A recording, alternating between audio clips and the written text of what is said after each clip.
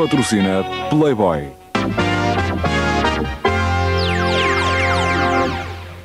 Antes de escolher casa, escolha as condições vantajosas do crédito predial português. Porque quem quer casa, vai ao crédito.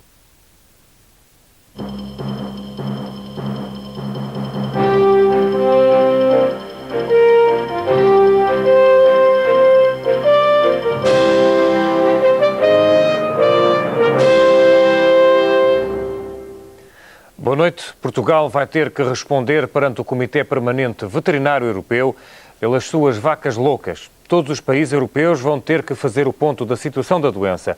Mas a SIC sabe que a polémica em Portugal está a suscitar algumas dúvidas aos outros parceiros comunitários. Lisboa não declarou qualquer caso e, por essa razão, a polémica não para.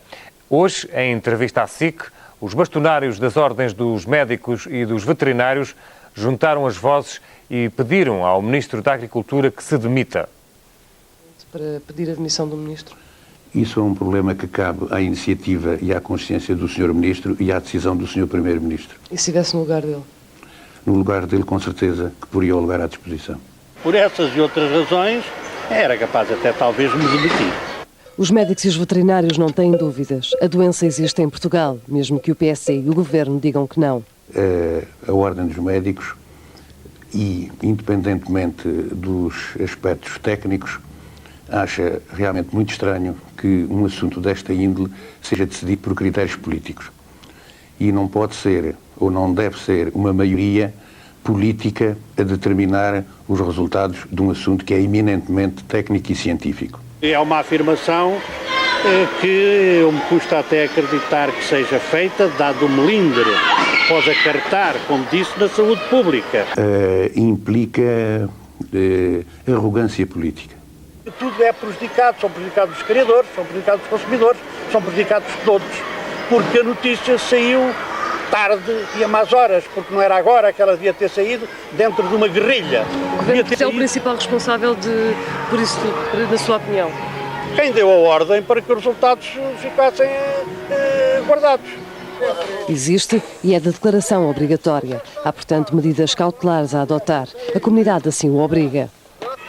As suas recomendações são no sentido do não aproveitamento das massas encefálicas, no aproveitamento do timo, de qualquer parte do sistema nervoso, de algumas vísceras, inclusive no aproveitamento no consumo público. Isso tem sido feito ou não em Portugal?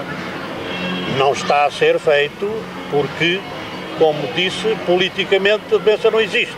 Os médicos a partir de agora vão estar mais atentos a certos sintomas ou não?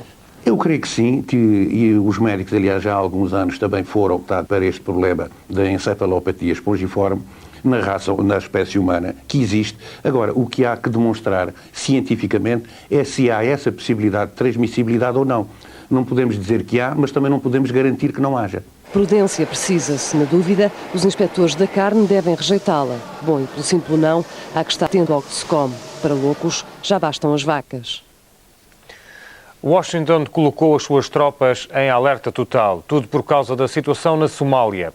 Cerca de 4.000 soldados interromperam manobras no Kuwait e estão a caminho do Estreito de Hormuz. O espaço aéreo da Somália foi, entretanto, encerrado. Segundo fontes das Nações Unidas, está por pouco o ataque de retaliação contra os guerrilheiros de Farad Aidid, responsáveis pela morte de 21 capacetes azuis paquistaneses. A operação poderá ser lançada a qualquer momento, com o apoio de 4.000 soldados americanos e bombardeiros AC-130. Ao todo serão 18.000 capacetes azuis contra o senhor da guerra, Farah Aidid. Os homens de Aidid são acusados da morte de 21 capacetes azuis, todos paquistaneses, mortos esta semana nas ruas de Mogadiscio. Farah Aidid nega qualquer responsabilidade nos ataques e critica o comportamento das forças da ONU. ay ilaa hadda UNISOM ku dhaqaaqday waxay u muuqdaan in dadweynaha dareenkooda ay sii kicinayaan. Por causa da atual situação, as operações humanitárias estão interrompidas na Somália. Todos os responsáveis pela distribuição de ajuda alimentar foram evacuados para o Quênia. Centenas de civis começaram também a abandonar Mogadiscio. O sangue correu na Libéria no fim de semana passado, mas só hoje o mundo pôde ver as imagens do massacre. Mais de 400 mortos. O governo mostrou as imagens para acusar as tropas rebeldes de Charles Taylor. O líder da guerrilha diz que o lobo está a vestir a pele de cordeiro e acusa os soldados governamentais de se terem mascarado com a farda dos seus homens. Durante o massacre morreram mais de 400 pessoas, a maior parte refugiados, muitas mulheres e crianças. A ECOMOG, Força de Manutenção da Paz da África Ocidental, liderada por um general nigeriano, e o governo da Libéria são unânimes nas acusações a Charles Taylor, que responsabilizam pelo massacre do último fim de semana. Mas o líder das tropas rebeldes rejeita as acusações e declina as culpas para as tropas governamentais que teriam, segundo ele, cometido os ataques envergando fardas do movimento rebelde Frente Patriótica da Libéria. Tem havido outras alegações de que a Força de Intervenção de Paz não é isenta, tomando muitas vezes o partido do governo. Quem não quer saber destas guerras internas é o Conselho de Segurança das Nações Unidas. Boutros Ghali condenou o massacre e exigiu uma investigação para descobrir os culpados por tão grave violação dos direitos humanos. E este foi apenas o mais recente dos massacres. Nesta guerra civil já morreram mais de 60 mil pessoas. Na Bósnia, e pela primeira vez, os capacetes azuis dispararam a matar. Soldados britânicos em missão de proteção a uma coluna humanitária foram emboscados por forças croatas. Em resposta, os britânicos abateram 2 atacantes. Os britânicos não têm dúvidas. Os croatas queriam mesmo emboscar a coluna de 200 caminhões que se dirigia para o enclave muçulmano de Tuzla. Descaramou-se sem percalço, sob a ameaça de franco-atiradores, a coluna acabou bloqueada por mulheres croatas. Insultos, tentativas de saque. Uma situação insustentável. Com a coluna de novo bloqueada por civis e milícias croatas, o impasse instalou-se e então o tiroteio começou a fazer vítimas. 7 motoristas foram mortos. Os capacetes azuis ripostaram e abateram 2 atiradores croatas. A primeira resposta pela força dos capacetes azuis numa região mergulhada na anarquia dos combates entre muçulmanos e croatas. When we have to start to fire on people, then yes, we are getting to the stage of anarchy here. Os croatas juram vingança, mas os capacetes azuis sentem-se justificados. O contingente da ONU já sofreu, sem ripostar, 43 mortos e 463 feridos. É o preço da anarquia balcânica. Estrangeiros com SIDA não entram nos Estados Unidos. Antes das eleições, Bill Clinton deu a entender que não concordava com a lei, mas hoje assinou-a. A notícia caiu como uma bomba na Conferência de Berlim sobre a SIDA, que chegou hoje ao fim. A Conferência Internacional sobre a SIDA acaba como começou, sem se conhecer uma cura para a doença, com os oradores a insistir na prevenção. For now and for the foreseeable future, unfortunately, the only way we can slow the AIDS epidemic is through the prevention of sexual transmission of HIV. Quoting many public health workers and researchers at this conference, we must accept this reality. And it can be done. And it must be done. It's best to be frank. There have been disappointments in antiretroviral therapy. And we cannot report the big breakthroughs on preventive vaccines for which the world is waiting. We must accept that our scientific advances today are coming in small steps, not in leaps and bounds. A cerimónia de encerramento por momentos esteve interrompida. Os ativistas já sabiam da decisão de Bill Clinton. The HIV ban by the United States institutionalizes AIDS discrimination at a global level that's unprecedented. The U.S. government has a responsibility not only at home but throughout the world to show leadership on AIDS and HIV issues, and this is one more example where they've failed. Nos Estados Unidos há perto de 1 milhão de seropositivos. No mundo inteiro há 14 milhões.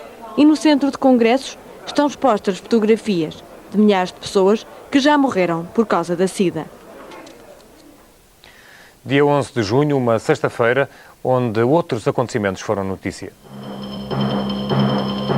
Teresa Gouveia já tomou posse. Ambiente tem cara nova, mas a mesma política. A ministra vai seguir os passos do Borrego.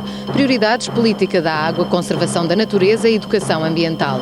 António Taveira mantém a tarefa de tratar da água. Quando acabar, dará lugar a outro. Taxista degolado andou 3 km até ao posto da GNR. A arma do crime, uma faca do pão. Cortou-lhe a garganta e deixou-o sem fala. Ninguém viu os atacantes, mas Mário Vieira conseguiu descrevê-los antes de entrar no hospital. A operação demorou. Mário Vieira ainda inspira muitos cuidados. Queda de um andaime mata trabalhador cabo-verdiano. Responsáveis pela obra garantem que todas as medidas de segurança estavam salvaguardadas. Mas o certo é que o andaime caiu sem ter ninguém em cima. Feriu mais 3 trabalhadores, mas aos outros não alterou a rotina. Partido Socialista não se entende. Jaime Gama parte a loiça nas páginas do Independente e Guterres torce o nariz. Hoje, no Centro Histórico de Guimarães, respondeu a Gama. Disse que nos exércitos há sempre soldados que ficam para trás a dar tiros para o ar. E continuou em frente. Vendaval ataca Grã-Bretanha. Centenas de pessoas tiveram que abandonar as casas. Há 2 dias, ninguém diria que os termómetros chegaram aos 30 graus. Agora o governo teve que criar um plano de emergência para abrigar os desalojados. E para os próximos dias, as chuvas continuam. Alain Prost pulveriza recorde no Canadá. O francês da Williams-Renault foi hoje o mais rápido na primeira sessão oficial de treinos para o Grande Prémio do Canadá de Fórmula 1. No circuito Gilles Villeneuve, em Montreal, destaque pela negativa para Ayrton Senna, que conseguiu apenas o 8º melhor tempo. O francês voador continua a encantar tudo e todos. Na primeira sessão oficial de treinos para o Grande Prémio do Canadá, Alain Prost pulverizou a marca obtida o ano passado por Ayrton Senna e McLaren Honda. O brasileiro constituiu a grande seção ao não ser capaz de melhor do que o 8º tempo na grelha provisória de partida. Alain Prost terá ao seu lado o seu colega de escuderia, o britânico Damon Hill. Os 2 pilotos da Williams-Renault foram os únicos capazes de rodar em menos de 1 minuto e 20. Normais foram até agora as prestações de Michael Schumacher e Riccardo Patrese, ambos da Benetton Ford. Gerhard Berger, em Ferrari, é o piloto que fecha o lote dos primeiros 5 da grelha provisória de partida para o histórico circuito de Gilles Villeneuve, em Montreal. Pelé, Sting e Robert Redford. 3 nomes para um prémio. Em Nova Iorque, e pela primeira vez, as Nações Unidas premiaram aqueles que mais têm defendido o planeta onde vivem. Cerimónia a rigor no edifício das Nações Unidas em Nova Iorque. Agora que se completa o primeiro aniversário da Cimeira da Terra do Rio de Janeiro, a ONU decidiu premiar 3 megastrelas mundiais pelo seu empenho na defesa do planeta. O primeiro foi o ator e realizador Robert Redford. The hard work and the exhaustive work is done by others. So for those people who don't get the attention, who are all around the world in neighborhoods and communities that do the hard and tireless work that it takes to get the big job done, I'd like to dedicate this to them, to you. Thanks. O ator britânico Michael York chamou de seguida ao palco Edson Arantes do Nascimento, mais conhecido por Pelé. Known to you and me as Pelé.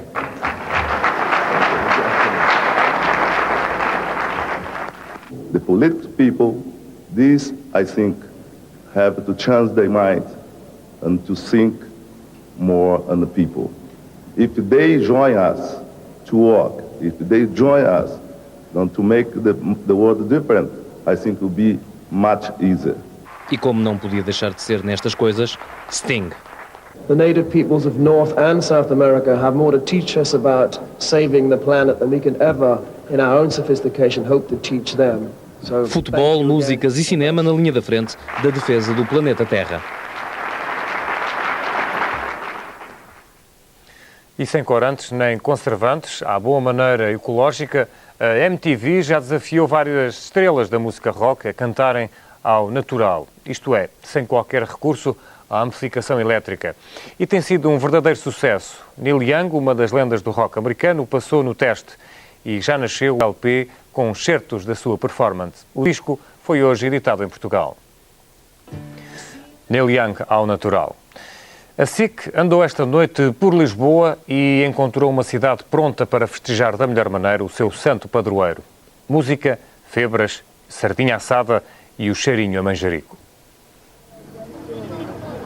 Lisboa Gaiata, de chinela no pé, está feliz. Santo António é amanhã, mas não há como começar a festa antes.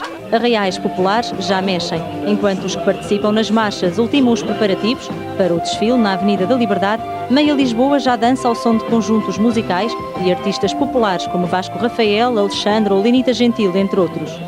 Pipocas, farturas e algodão doce, febra, sardinha assada e sangria a rodos. Em ruas enfeitadas com balões, os alfacinhas abriram as portas e o Santo António é de quem o apanhar. Castelo, Mouraria, Alfama, Campolide e Sé. A festa espalhada por 7 colinas com cheirinho a flores e a mar. E em cada bairro antigo, a vontade de ser o melhor. Santo António é milagroso, nobre e de bom humor. Ofereço-te este cravinho como prova do meu amor. Antigamente construíam-se em Lisboa tronos dedicados a Santo António, a quem as solteiras pediam casamento. Hoje os lisboetas deixaram de acreditar que um santo os possa apresentar ao amor.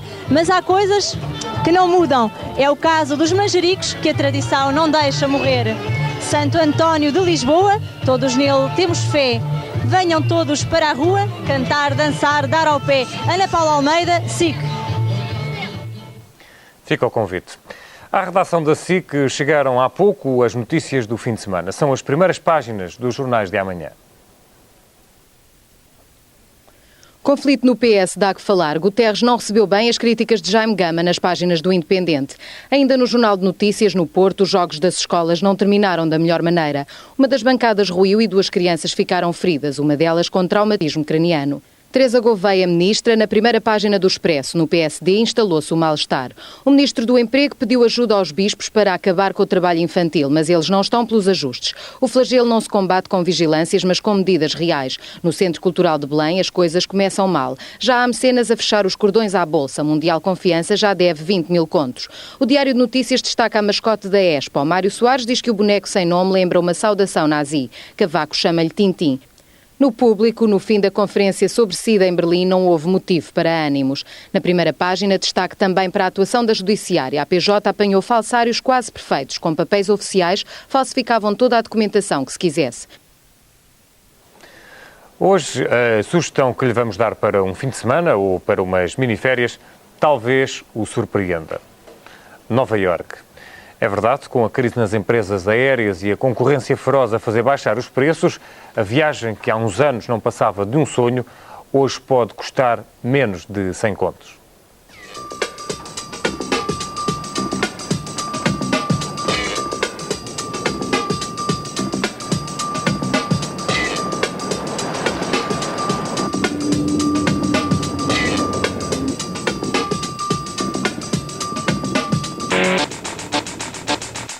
Nova Iorque não representa os Estados Unidos. É uma Babilónia de culturas e raças. Dá para olhar o céu e a noite. O roteiro propõe-vos hoje uma piscadela de olho a esta cidade. 4 referências. A livraria Doubleday, a loja de brinquedos Fao Schwarz, o museu Guggenheim, a loja de vinhos Sherry Lehman e o Blue Note, o clube de jazz onde atuaram Sarah Vaughan e Chick Corea. O cão do Tintim está aqui sozinho em Nova Iorque. Aparentemente o seu dono partiu para outras aventuras. Mas dentro em breve, o cão do Tintim vai ter a companhia de cães portugueses que vêm de Lisboa para Nova Iorque, para a Fao Schwarz, onde a SIC vai encontrar a maior loja de brinquedos do mundo. Os livros são também um prazer. Era o escritor Carlos Oliveira que considerava que os livros eram também objetos de prazer. Aqui, nesta livraria, encontramos alguns que demonstram esta função. São objetos de prazer estético, são objetos de todos os prazeres, são livros sobre o amor. Olhemos o Museu Guggenheim, cheio de Picasso. Arquitetonicamente, tem rival na Casa de Miró, em Barcelona. Manhattan, Brooklyn, Greenwich Village são nomes míticos. Na Sherry Lehman chegou primavera. Em Nova Iorque também se fazem saldos de vinho. Na Sherry Lehman, uma das mais importantes lojas de vinhos de Nova Iorque, a primavera serviu de pretexto para saldarem os vinhos que aqui estão em stock. Mas esta loja é sobretudo a Babilónia dos vinhos, com origens de todo o mundo, desde a Austrália, Nova Zelândia, a África do Sul, Portugal, Espanha e, evidentemente, os Estados Unidos, onde os vinhos da Califórnia estão superiormente representados.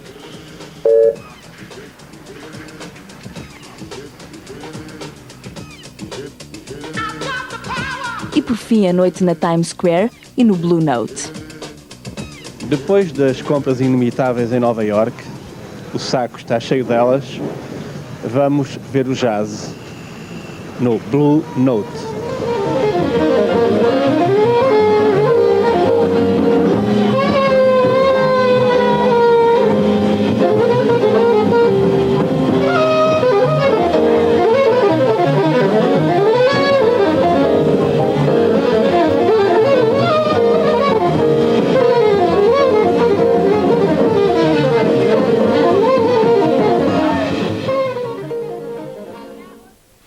Nova Iorque, agora aqui tão perto também. E a notícia que nos chega vem precisamente de Nova Iorque, onde hoje a Coreia do Norte decidiu suspender, por enquanto, a sua retirada do Tratado de Não Proliferação Nuclear, após 2 dias de intensas negociações com as autoridades norte-americanas. Num comunicado conjunto divulgado no final das reuniões e divulgado há instantes, os Estados Unidos e a Coreia do Norte afirmam ter acordado em prosseguir com o diálogo. Foi a informação na SIC. Boa noite.